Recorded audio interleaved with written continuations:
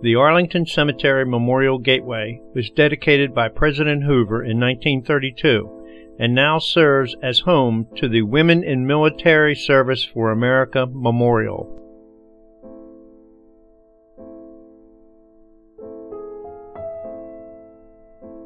The Visitor Center at Arlington National Cemetery features many fine exhibits, an information desk, gift and bookstore, and is the departure point for the sightseeing tram.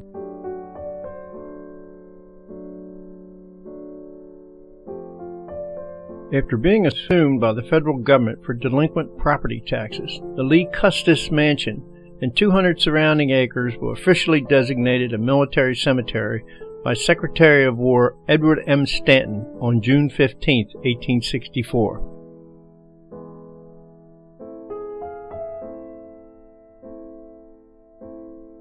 In 1864, General Montgomery C. Meigs will choose Robert E. Lee's pre-war home for a new cemetery. Appropriately, Arlington also serves as the General's final resting place.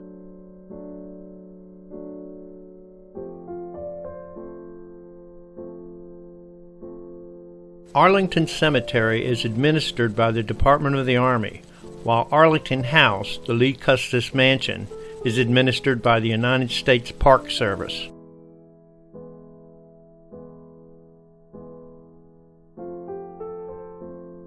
On November 25, 1963, President John F. Kennedy was laid to rest at Arlington National Cemetery. Since then, millions of people from around the world have visited his grave.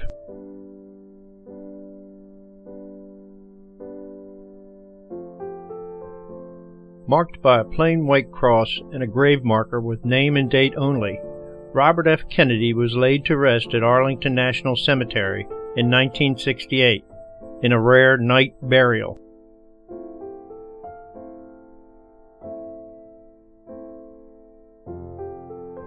Dedicated on May 15, 1920, the amphitheater seats 5,000 and is constructed primarily of Vermont Danby marble. The Tomb of the Unknown Soldier is located at the east entrance.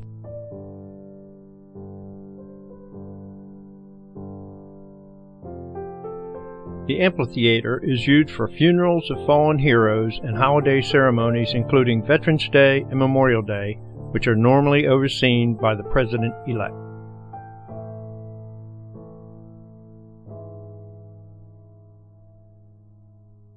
The Memorial Display Room contains the presentation flag for each of the unknown soldiers and memorials dedicated to our fallen servicemen and women.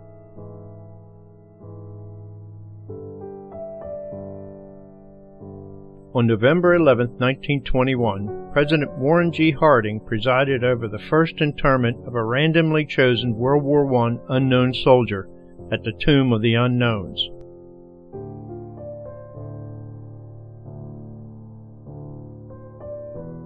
Since April 6, 1948, it has been the duty of the 3rd U.S. Infantry, the Old Guard, to guard the Tomb of the Unknowns. The changing of the guard ceremony is always well attended.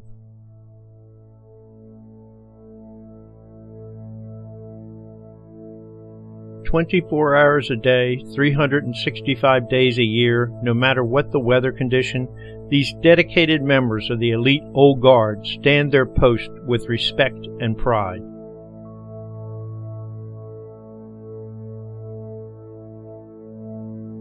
Located just across the street from the amphitheater is the memorial dedicated to the Challenger Space Shuttle tragedy, which took the lives of the 7 astronauts on board in 1986.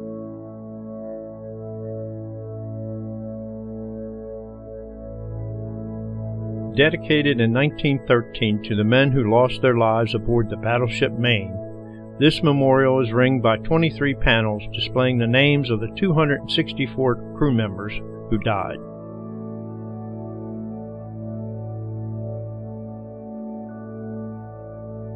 The second most visited gravesite at Arlington National Cemetery is that of Audie L. Murphy, the most decorated veteran of World War II.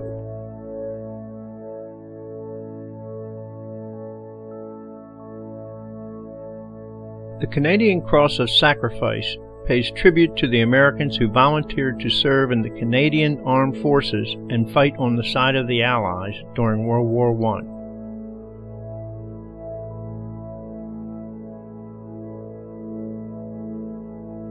At the 1902 dedication ceremony of the Spanish-American War Memorial, President Theodore Roosevelt delivered the keynote address.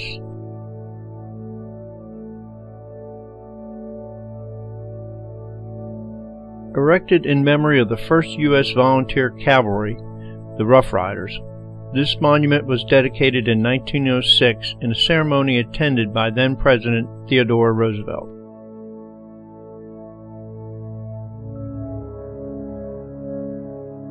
Donated by the Daughters of the Confederacy, the Confederate Memorial was dedicated on June 4, 1914, and overlooks the 482 Confederate dead buried at Arlington.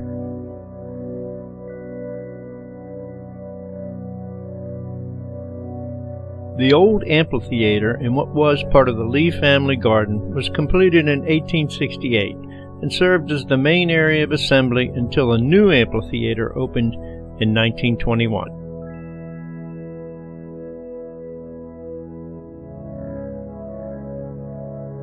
In the center of the old amphitheater is the rostrum. It was first used on Decoration Day, May 30, 1868, and featured a speech by General James A. Garfield, the future president.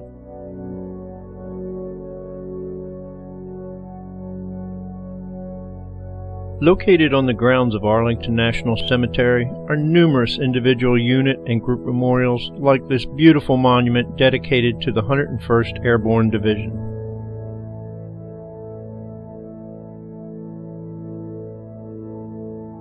Erected in 1866, this monument, located in the Arlington House Garden, marks the gravesite of 2,111 unknown Civil War soldiers brought here from various Virginia battlefields.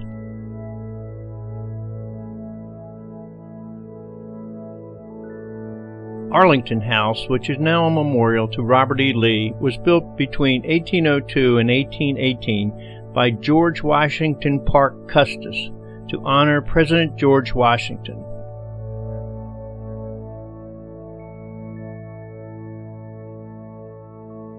Appearing to be made of marble or sandstone, all of Arlington House is actually constructed of handmade bricks and covered in faux painted cement.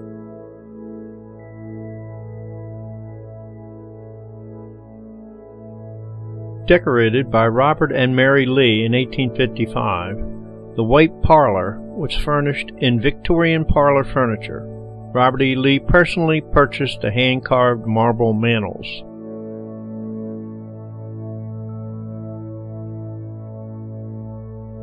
The Lee family dining room, while not ornate, is warm and inviting. Robert E. Lee is said to have proposed to his wife Mary in this room as part of a family tradition.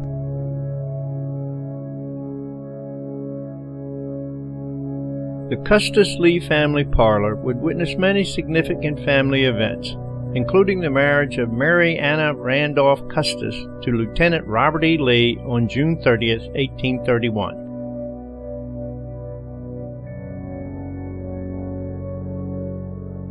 When Robert E. Lee left for duty with the Confederate Army in 1861, it is difficult to imagine that he realized he would never spend another night at his home in Arlington, Virginia.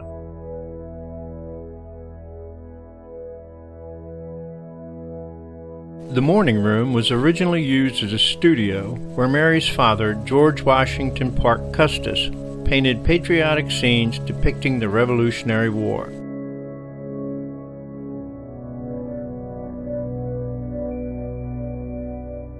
Just off the morning room is the office where Robert E. Lee conducted the business of administering to Arlington's sprawling 1,100-acre plantation and residence.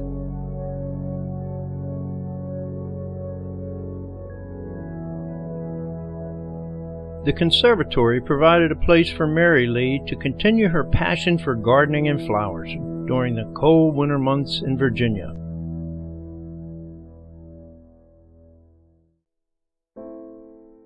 Adjacent to Arlington House is the garden which provided fresh vegetables for the Lee family table during the summer months. The Robert E. Lee Museum is in the background.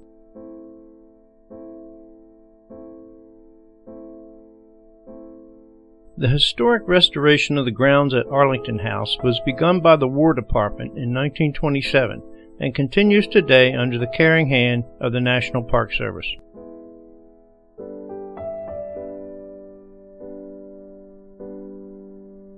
Unable to comply with the 1864 law requiring property owners of land in occupied areas to appear in person to pay their taxes, the Lees lost their home and plantation for the sum of $92.07.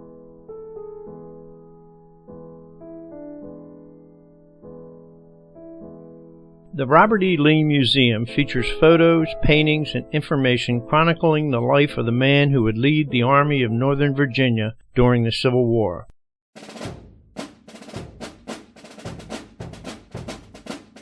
The view from the portico of Arlington House was once described by the Marquis de Lafayette as the finest view in the world.